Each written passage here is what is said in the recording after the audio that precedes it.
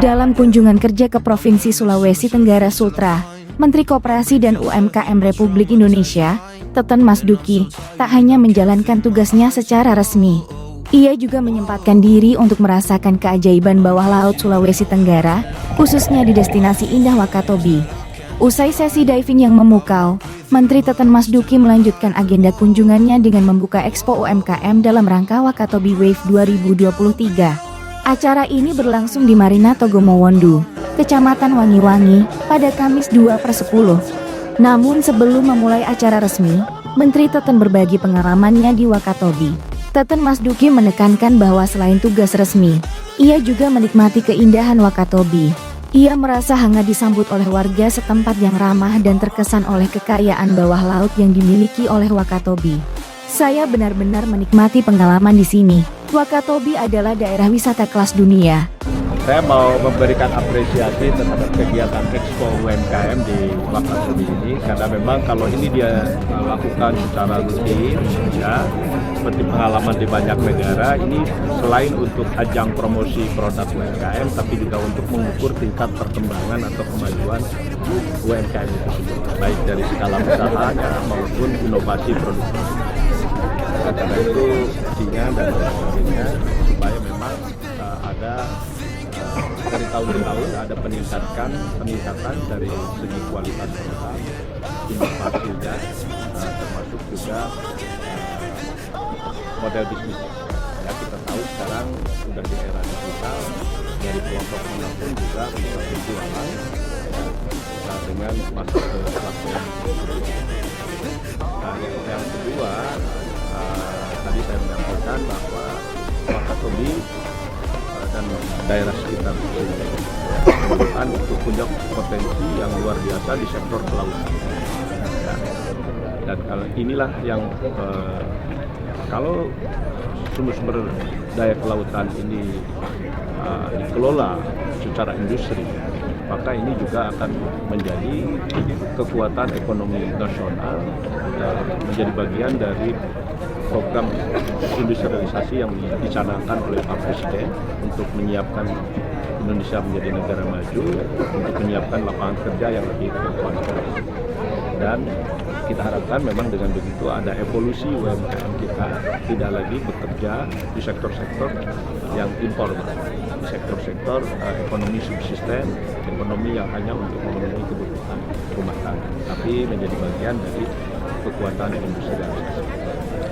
Nah, banyak negara yang bisa tumbuh besar seperti Norway itu hanya dari budidaya ikan salmon saja.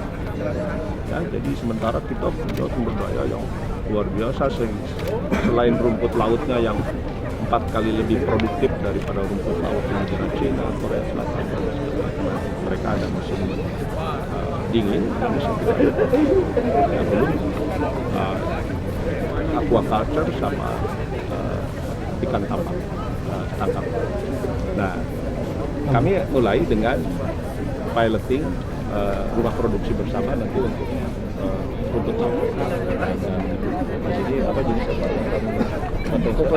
Kotoni, rumput kotoni. Dan banyak ratusan produk dari kotoni. Ini baru mulai pembangunan fisiknya ya. Pembangunan fisik, harapkan bisa selesai. Nah, kami akan sesuai dengan arahan Presiden untuk rumput laut ini nanti mungkin akan bangun juga RPB rumah produk bersama di daerah. Ya, karena ini akan menjadi kekuatan utama. Salah satunya bisa dipakai untuk mensubstitusi impor gandum, karena banyak riset yang bisa tepung terigu itu untuk beberapa produk seperti mie yang paling banyak dikonsumsi oleh orang Indonesia, terus kue-kue, roti itu bisa diganti oleh rumput laut, sehingga nanti kalau ada kebijakan pemerintah penerapan PKDN ya terhadap impor bahan baku gandum ya terigu, ini bisa saya kira menjadi kekuatan produksi dalam negeri untuk mensuplai kebutuhan pangan nasional. Ya, dan ini kan menjadi spirit substitusi impor untuk belanja pengadaan barang. Nah, jadi ini jangan dianggap enteng, banyak kegunaan. Bisa diolah menjadi etanol, bisa diolah menjadi bahan plastik, bisa jadi olah beras analog yang lebih sehat. Nah, kita selama ini melupakan potensi ini.